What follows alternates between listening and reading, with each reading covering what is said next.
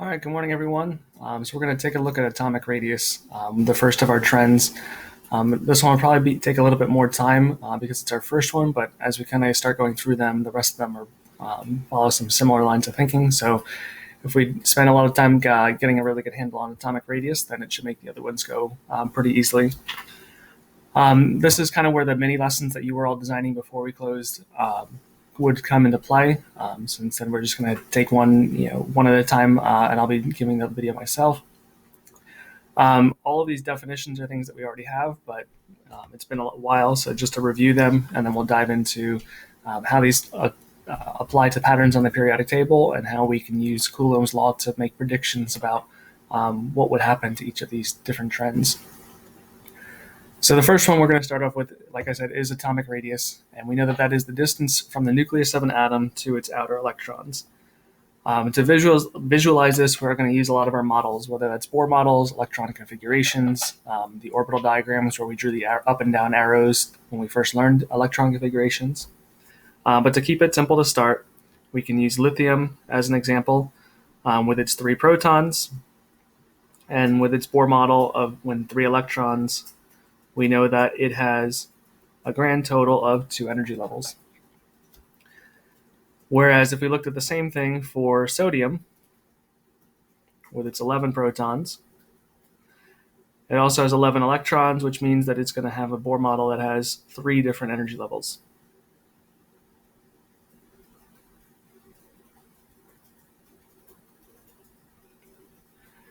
So if we label the atomic radius of each of these, we know that it's the distance from the nucleus to that outermost electron level, the valence shell. And right away from the start, just using these 2 models, we can tell that there's going to be a difference in the atomic radius of these 2 different elements.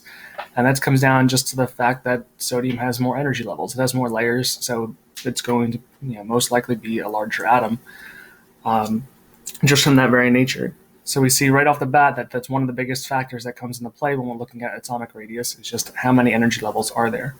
And again, we get that by doing the Bohr model or more appropriately from the electron configuration. And just to review that, remember that once we write out our electron configurations for each of these elements, we see that sodium ends with a 3s1 orbital. So it has a total of 3 energy levels at its highest, whereas lithium with 1s2, 2s1, it only has 2 energy levels. Now, atomic radius is going to play a big role in a lot of different properties and stuff moving forward and through different systems, especially in biology and chemical reactions. For example, when you were talking about the ion channels and gates and stuff in cell membranes and biology, whether or not things get through or not is related to how strongly they interact when and being polar or nonpolar, like you learned back in bio. But also has to do with the size of those different atoms, and that's part of how things stay in or get kept out. It also has to do with different types of filtration, again, for membranes or air filters, water filters, everything with the masks for the virus. That all comes down to the pore size and letting certain things in and keeping other things out as well. If we look at the graph of atomic radius versus protons, we see that it's not as simple as just looking at the number of energy levels. Because if it was only down to that, we would have 7 different possible atomic radii because there's 7 energy levels going from the 1s all the way down to 7s. But we see that across the board, as we start going up in atomic number, that atomic radius behaves a little bit wildly. We have this general trend where we start up high and we end low. And that pattern repeats itself throughout the entire chart.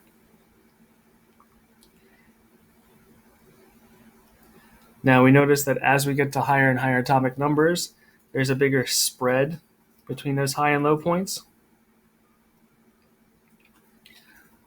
So we have to start looking to see what's going on at each of those points so that we can figure out what factors other than energy levels are playing a role here. We also notice that in these first 2 peaks over here, we have a nice straight, goes from a high to low kind of pattern. However, when we start getting into these larger bands, these larger gaps, we have this other little mini peak going on about halfway through.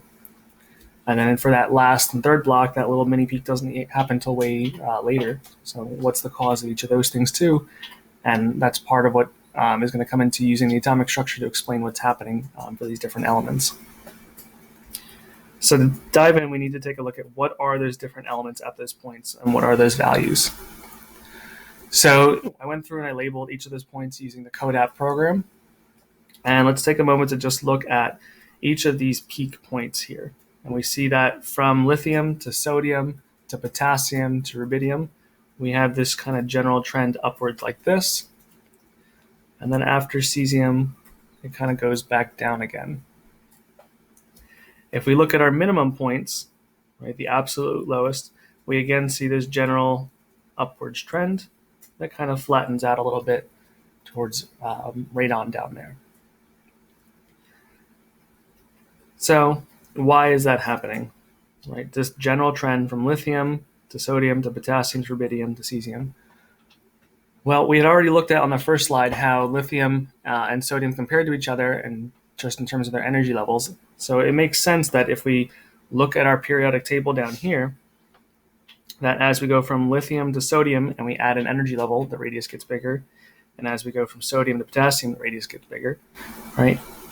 And that continues down as we go through the periodic table, right up until this point here, going from cesium to francium. So even though francium has that 7th energy level, there's something else going on that's making it actually smaller than cesium. So what are some other factors that are at play? We have to figure that one out. Also, we notice that as we start going through and looking at the other points on the graph, from lithium to neon, there's always this big drop-off. From sodium to argon, there's a big drop. From potassium to krypton, there's a big drop as well. If we look at where those things are at on the periodic table, we see that going from sodium all the way to argon over here is basically going from left to right on the periodic table. So we have to figure out why, when we go from left to right, the radius is actually dropping. Now, as we go from left to right, the number of energy levels doesn't change. Right? Sodium ended at 3s1, argon ends at 3p6. So energy levels is the same. So what other factors are playing a role here? So let's clear out all of this.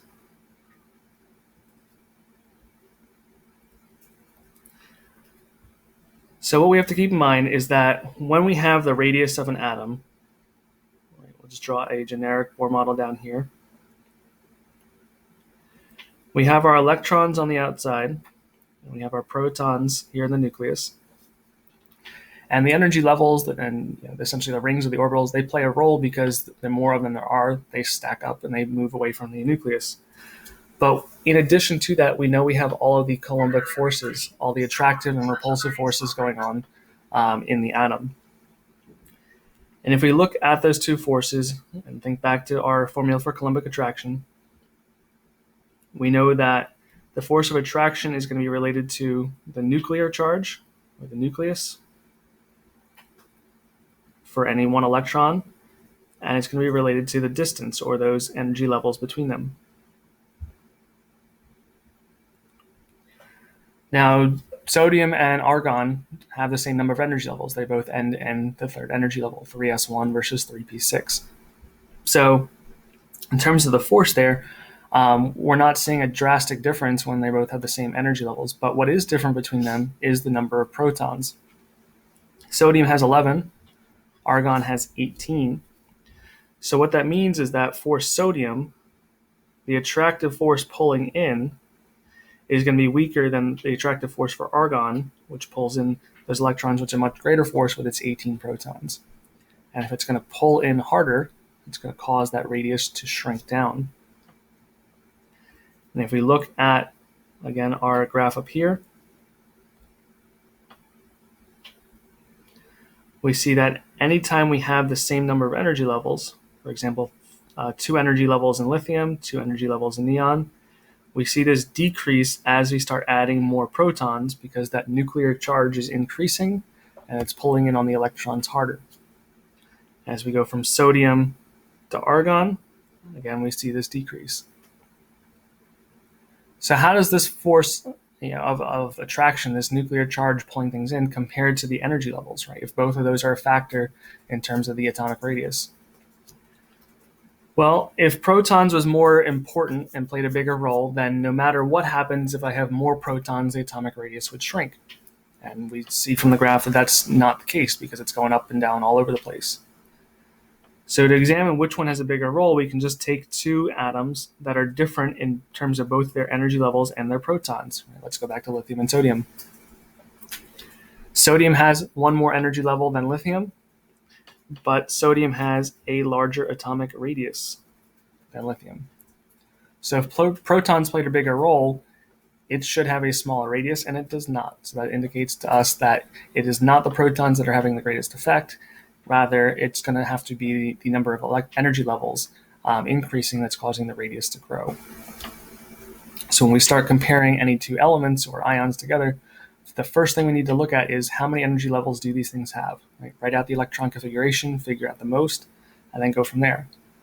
It's only if those energy levels are the same that we then go in and start looking at what's the effect of the nuclear charge. Right? That's our general rule. And with any general rule we do for any of these periodic trends, there's always going to be exceptions because there's always those who want to break the rules, just like here. We see that going from potassium down to krypton, where they both have 4 energy levels, going from 4s1 to 4p6. About halfway through, something happens, where it goes up and then it keeps going back down again. And taking a look at those exceptions is something we'll do at the end of this. But again, if we look back at the Coulombic forces and the structure changes, we can make those predictions. So we can use these two ideas right now to kind of practice what's going on here. Right? We can use our models to figure out and make predictions between which of these two elements in each of these pairs should have a larger atomic radius without taking into account these different exceptions. Right? If you see that there is an exception, our goal is to ultimately explain what's going on, but we should be able to make these general predictions. So if we start with phosphorus and chlorine, the first thing I would do is write the electron configuration for each of them. Phosphorus, if you look down at your periodic table, goes from 1s2, 2s2, 2p6, 3s2, 3p3. Whereas chlorine, 1s2, 2s2, 2p6, 3s2, 3p5. So I see that in each of these two cases, we're looking at the number of energy levels because, like we said before, it generally has a stronger effect than the number of protons. Both of these two elements end in the third energy level. So in terms of comparison there, we can't rely strictly on that. We're going to have to look at what is next most important. Second greatest effect is going to be that nuclear charge, because we saw that in the graph that if the number of energy levels was the same and we increase the number of protons, it's going to pull those electrons in more, reducing the radius of the atom. Chlorine has 17 protons. Phosphorus has 15.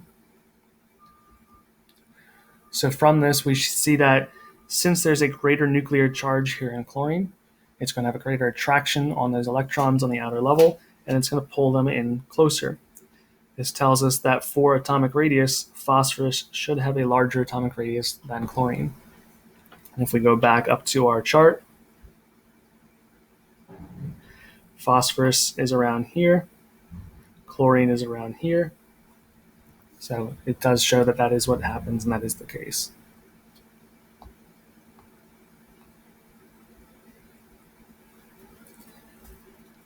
So this here is for when two things are in the same period.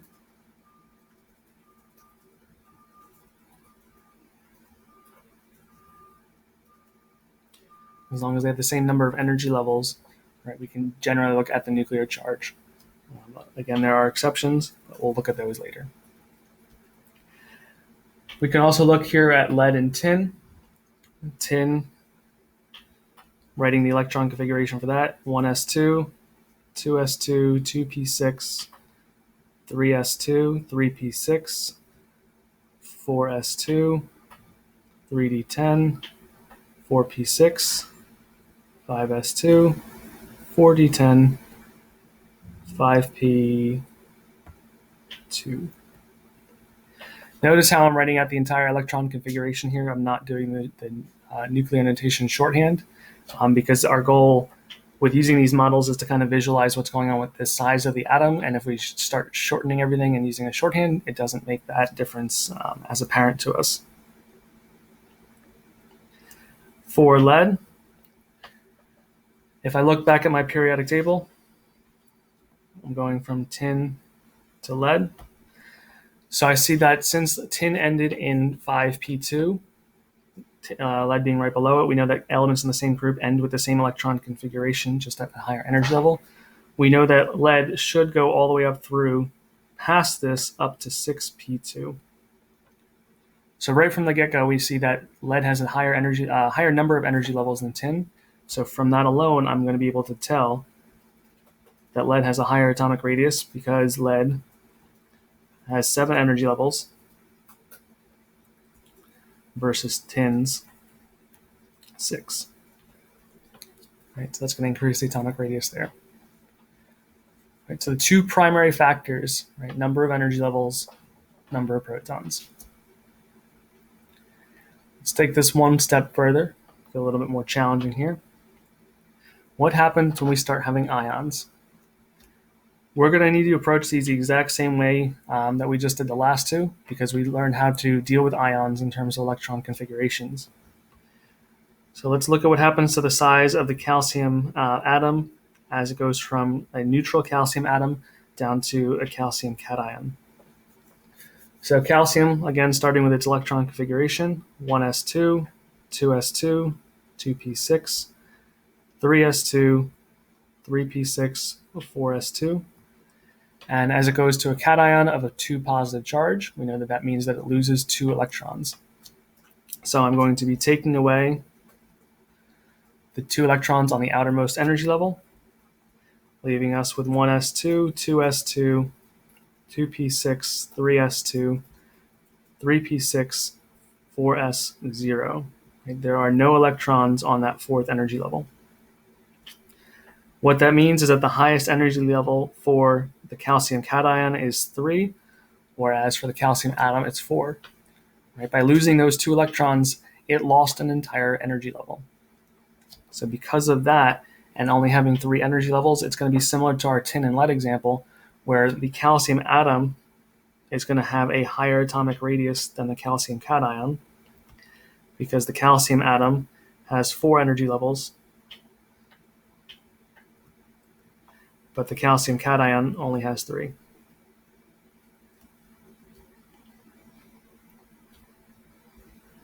For the case of an anion in nitrogen here,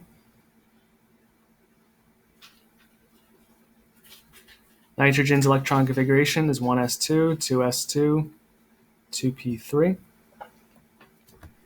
And for a 3- anion, that means we're going to be adding 3 electrons to it. I'm going to add those 3 electrons in following the rules for just adding more electrons to electron configurations, which would bring this up to 1s2, 2s2, 2p6. So if I'm going to compare these, right, I'm first looking at energy levels.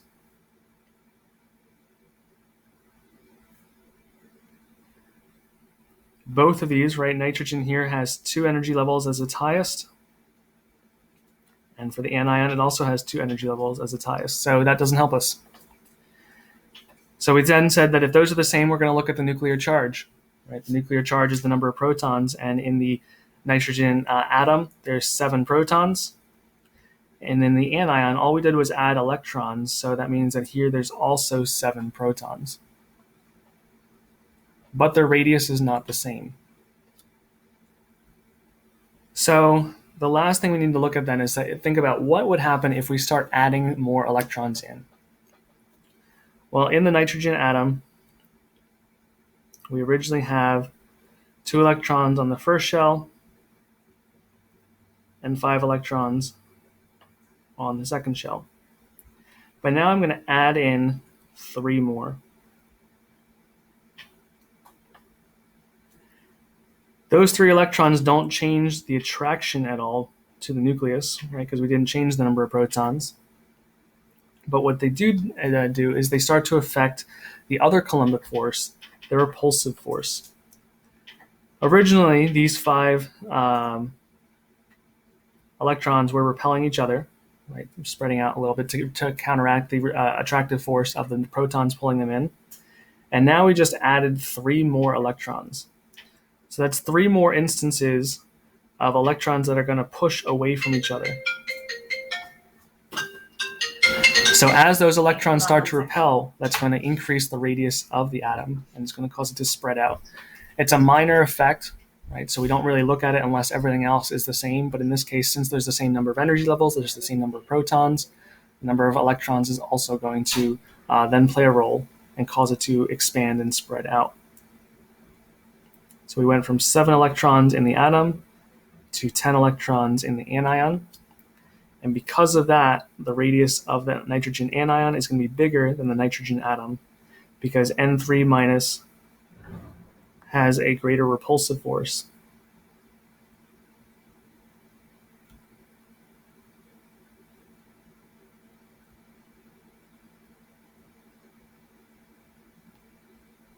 Than the nitrogen atom, with the number of energy levels and protons being the same.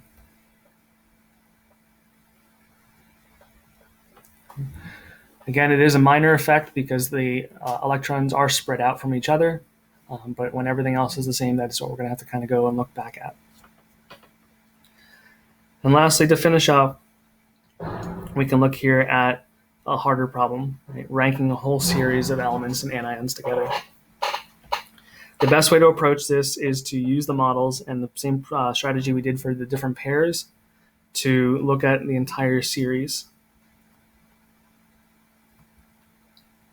So you can write the electron configurations, you can do the Bohr models, you can make a chart of that information. What I tend to do is make a table myself like this, where I'll first find the energy levels of all of these different species.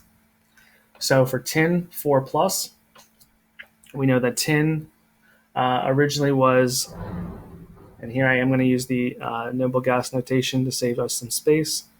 It was originally 5s2, 4d10, 5p2. And if it's 4 positive, that means it's going to be losing 4 electrons, and it's going to lose the 4 electrons in its highest energy level.